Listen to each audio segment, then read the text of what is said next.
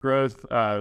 If a company, a lot of times I'm dealing with a company that has, let's say, 100 employees, 100 users, and but they're in such a fast trajectory of growth that they don't know what they don't know. So they need advisory services, they need leadership in IT, and they also have to scale quickly. So they've got to have capacity to be able to scale quickly. Welcome to Business Ninjas, brought to you by WriteForMe, where you'll hear from business leaders who are out there growing their business and slaying it every day. Learn from the masters. Let's get started.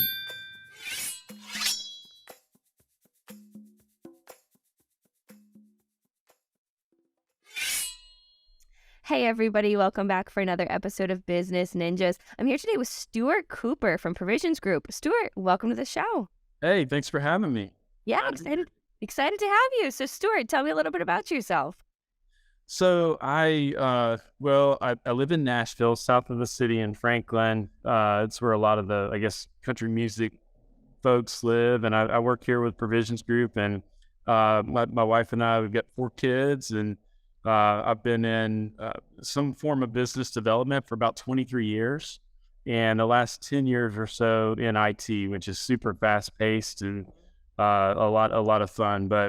And I'm currently a client development director in our infrastructure practice at Provisions Group. Okay. So tell me a little bit more about Provisions Group. So we're a top 10 IT consulting firm. So we're kind of like a management consulting firm and a staffing firm wrapped into one. Okay. So we do all kinds of things: data and reporting, CRM, assessment and deployment, infrastructure, networking and cloud solutions, application development, security, architecture, IT, strategy, CTO and CIO, kind of outsourced advisory, and just a number of other things. We're a Microsoft partner. We're a Salesforce partner. We're Google, Apple. We do about everything. Yeah. Wow. That's a lot. So talk to me kind of, how has that all evolved and the business grown over the years? So the company started, I think, in 2003 or somewhere around there. It's about 20 years old, and it started, a guy named Mark Freeman started the company, and he had spent some time in the staffing and recruiting industry in IT. Felt like it was kind of stuffy, really like the relational aspect of being able to help people get into jobs, but didn't like the kind of suit and tie, buttoned up, stuffy environment. Mm-hmm. So he and another guy, Darren Rogers, decided to kind of branch out and just open up their own thing. And they've really led well with culture over here. Yeah. So we've grown from, I think, there were probably 20 people early on, and now there's, I believe we have about 250 folks. So we have a renovated fire station in downtown Franklin. So it's south of Nashville. Actually, do you want to see it? I'll walk you through. And yeah. So it's pretty cool. I'm up in our loft right now. So there's our Tennessee. I'll go downstairs. If this not gonna take the fire pole. No, I'll still. Yeah, so I mean, it's fine. We've got kind of like this fun environment. If I walk outside here, this is downtown Franklin. The door's locked, so I'm not going to walk out there. But like basically, we've got just fun kind of environment. Nobody's really here. There's not many people here today. But I'll walk you through. People play ping pong and pool, and just what you see in IT. Yeah, it's not cheesy over here. Hang on a second. All right. So this is sort of, there's Mark Freeman and stuff. That's one of our founders. Hey, Mark. I was talking about right there. So then, there's the fire pole. My desk sits over here. And then, so basically, sales guys and folks are over here. Mm-hmm. We've got some conference room in the back. I'm going to jump into this one real quick. Yeah, that's just a short, quick, like super short kind of tour. I love it. In finance, healthcare, yeah, any kind of regulated industry. But downtown Franklin has about 18 restaurants up and down kind of the main strip here. Yeah. So we take a lot of meetings out of there and kind of come in and out. It's a fun environment, kind of That's fast paced. awesome. Yeah. That's awesome. So you said kind of your clients are in like the healthcare kind of field is what I heard. What are some other kind of So I said that. I said that because I don't know if you can see this, but I just kind of like with with stethoscope. So Yeah. I probably should tell her that's that's part of what we do. So yeah, finance is big. Healthcare is big. So banking, finance, really any kind of regulated industry. Yeah. So in healthcare, you've got all kinds of HIPAA regulations and other types of regulations. Plus, they're really right now most companies, as you know, are technology companies, and they do what they do kind of secondary. So you could have any kind of company that has grown, and if it's grown, in the past 20 years or so, it's a technology company, but Yeah.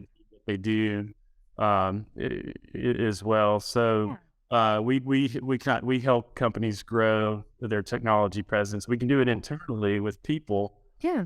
recruiting people either on permanent placement. We do that, or for a full-time employee, an FTE, Yeah. or we can do contract to hire, which is big right now. Or contract recruiting. So we can bring in folks, let's say a healthcare company wants to do an ERP project or something like that. They could do that in-house themselves, or they could hire people to do it, or they could outsource it as a project. So they can either do it with people or with a project. Yeah. And if they do it with a project, we can help them basically bring in a big group of contractors, get the project done, spin up the team, and then spin them down. But there are people, so they're on payroll, and we cover the benefits and that type of thing. If the light goes out, I'm sorry. No, it's But yeah, so you asked, what other kind of industries? They range. I mean, I was looking at some of our clients last night, just kind of game plan in 2023, and I did notice. I mean, it's heavy on healthcare, finance. Now, part of that is Nashville is the healthcare capital of the U.S. Like a lot of people probably don't know that. no. Big for music. Yeah. It's definitely big here. A lot of people come here to get into the entertainment industry and country music and that type of thing. But then when their career doesn't take off in entertainment, they move over into healthcare. Yeah. So we're big for healthcare as well. And so the Hospital Corporation of America, the largest hospital corporation in I think it's the world. I definitely know it's the U.S. Yeah. It's based out of Nashville. Community Health Systems is here. Yes, there's a bunch of other. I mean, there's so many healthcare companies that are in Nashville. So that's part of why it's big for us. But we also do. I mean, it could be a manufacturing company. It could be a law firm. Any company that has a technology need, we can help them with. Yeah. So what would you say one of the biggest kind of challenges that your customers have before they start working with Provisions Group would be? That's a great question. Growth, or if they have any sort of growth is a big challenge. So I'll speak to that first, and then may add some other stuff to it. But growth, if a company, a lot of times I'm dealing with a company that has, let's say, 100 employees, 100 users, and but they're in such a fast trajectory of growth that they don't know what they don't know. So they need advisory services, they need leadership in IT, and they also have to scale quickly. So they've got to have capacity to be able to scale quickly, and so we can help them with that. So growth is a massive factor. I brought in a company recently that had 100 people, 100 to 200 when I first started talking to the chief operating officer. And the company was growing so fast that the chief operating officer became head of IT also. So she's over IT, she's over administration, she's over security, she's Oh, wow. all kinds of office. There are 6 or 7 different things that have been assigned to her. Well, she had been saying, hey, I'm not an IT person, but I know that we need to beef up our security. And there was an incident after she had said this for months. There was an incident where they got hit with a ransomware attack. And so then now they're saying, hey, what do we do? And they're asking her, what do you do? And she said, well, I need more resources. So she turned to us and to me. And, since then, that company now has 1,000 users, 1,000 people, Wow. 1,000 employees, like 600 in the States, 400, outside of the States. But we bring them in and we try to work with them as they're growing Yeah. and help accelerate their growth. So growth would be one thing. One thing I've noticed too is strategy. So if a company a company can insource, right, and they can hire and bring in a lot of people internally, or they can outsource to another vendor and ask for help with projects and stuff like that. The other thing they could do is right source. That's kind of what we try to help people, like a blend of insourcing and outsourcing. We call it right sourcing. Mhm. And so I've seen so many horror stories and pain that come from someone relying too heavily on internal IT without anybody externally, without a company like Provisions Group that could be kind of an insurance to you. So where you have tribal knowledge and all that type of stuff with one person, an IT director, or a team of people, a small team, but then you also have another company that is poised to serve those folks in case there's turnover or something like that. So some horror stories that I've seen, I was talking to one company that had IT solely on the shoulders, this is in healthcare, solely on the shoulders of one guy. And basically, I had talked to the CFO, and I think a lot of times I'll say something to the effect of, hey, if you're interested in augmenting your current IT, maybe we should talk. If you're interested in kind of like an insurance policy in case something happens with your IT folks, maybe we should talk. If you're thinking about outsourcing that whole function, maybe we should talk. If not, no big deal. But so the CFO said, hey, our IT director gave me heads up that in the next 3 years, he's going to retire. And the next 2 years, he's going to retire. So maybe we should meet quarterly and talk, thank you for bringing this up. And so 2 months later, the guy put his notice in 2 years ahead of schedule and left it just completely high, like made, he said, hey, I'm gone in 2 weeks. And so what the CEO calls me in a panic and says, hey, I know you've been talking to my CFO. We need to, move a lot quicker. I need you to come in and basically take over everything as fast as possible, or tell us what it would cost to do that. We don't ever want to be in this position again. We're completely relying on one person. All right, I'll shut up in a second, but I got to tell you one other crazy story. Probably the craziest one. I get referrals a lot from folks that I know, and I've been doing this for a while and heavily involved in the Nashville Technology Council, Entrepreneur Center, and different things, ISSA, security related, cybersecurity related things around here. So sometimes people say, hey, you probably should call this person.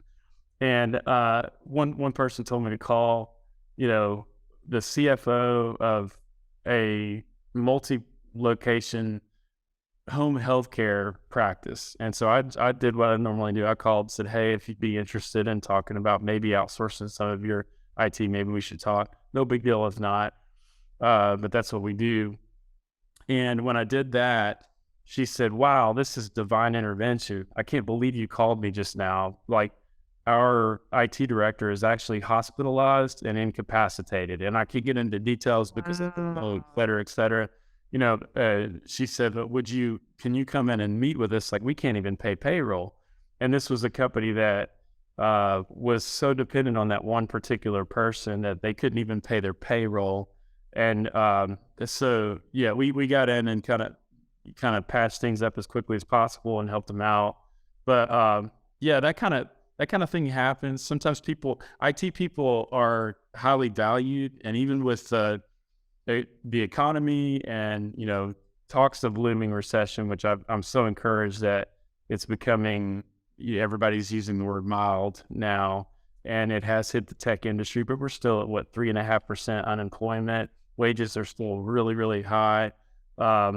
People are in high demand, even in IT still technology.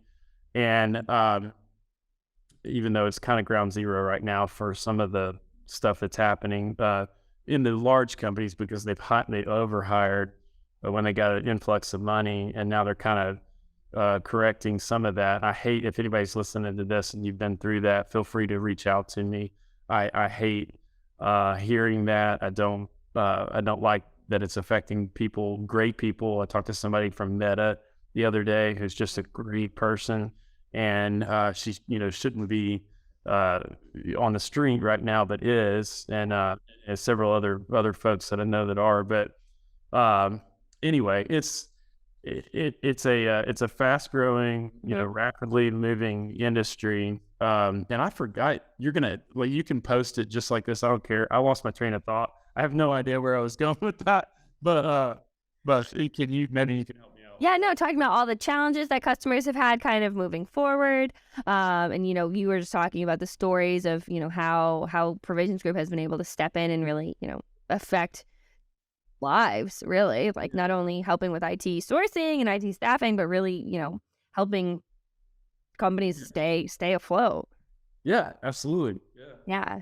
So talk to me a little bit. You said, if people were going through some things and needed to find you, talk to me a little bit about how somebody could go about finding Provisions Group. Well, so you can connect with me definitely on LinkedIn. That's probably the best way. I've got a Facebook account. I'm never on it. I don't have Instagram. I think I have 12 Twitter followers, like something like that. And I've never checked any of that, but I'm on LinkedIn like hours a day. I'm constantly on LinkedIn. So if anybody wants to reach out to me, my first name is Stuart, Stuart, like the old English spelling, and then Cooper, like the tire. And then if you put comma MBA, it'll pop up in Nashville. So put my name in Nashville. I think it's Stuart Cooper. There's a 2 in there /2 or something like that. LinkedIn. That's the best way to catch me. I check the messages there every day. You could email me to stuart.cooper@provisionsgroup.com, and our website is provisionsgroup.com. So anybody can kind of look there, but I'd love to, reach out to you or if you want to reach out to me directly, I'd love to, I can introduce you to folks. Anybody that's in the Nashville area, can come by our office and hang out, would love to connect with anybody and everybody. Yeah. So Stuart, what would you say, we talked a little bit about kind of high level issues that people are having kind of with their IC sourcing and staffing. What would you say the biggest misconception kind of in the industry and in the field would be? So, the biggest misconception in technology in general? Yes and no. Yeah, whatever you think. Yeah, so probably that. Well, I think technology debt is a big thing right now. So we would, when we sit with customers and we ask them or prospects and what their budget, I'm always looking for pain, budget, and decision. It's kind of high level what I have been looking for whenever I reach out to somebody or I'm talking to them and develop a relationship with them and have a talk about partnership or a client opportunity. So we have, there's a lot of technical people that come in on the back end that I introduce them to very quickly. So if I'm talking to a CFO, they usually think high level and they're going to think at that level. And I can speak to that. If we start getting into like speeds and feeds and different things like that, I immediately bring in somebody like Eric Hendrickson, who he's got a cool background. When he was at Liberty University in the IT department, I think there were 10 people there and he led it. And then it grew. By the time he left, he had 600 people reporting to him. And so it's guys like that could speak to infrastructure, software development, data mining, backup and disaster recovery. And he can kind of move with very quickly topics and still think at a high level. And then we will bring in very specific people. If somebody wants to talk about Cisco, we've got people that have big green muscles in Cisco area and Microsoft and different things like that. Yeah. So, but to answer your question, a lot of one of the things I see, and I'm not seeing this as much anymore, but I have seen it, is in a small to mid-sized growing company, or even the larger ones, their companies run a technical deficit. So they're running a technology, they're in debt to their technology is in debt. They're in debt to their company through the use of technology, their lack of use of technology. So there's a debt that needs to be paid. And at some point, you're going to have to pay the piper. And it could be through, unfortunately, through a ransomware attack if your security is not heightened, or it could be through, who did we see that with recently with, Ticketmaster, right? Like, crazy stuff like that, where if a server goes down, or just you're not able to meet the needs of your customers fast enough, it's because you haven't spent the right money in the right places at the right time. And so we see that. Technology debt would be one thing that's kind of a misconception, is like, you've got to spend money on technology or you're going under. Like, you got to do it. So that would be one big thing that kind of pops into my mind. And that's why it's so important that, people are able to work with Provisions Group, because, that's what you do best. Yeah, absolutely. Yeah, we can help you spend your technology money.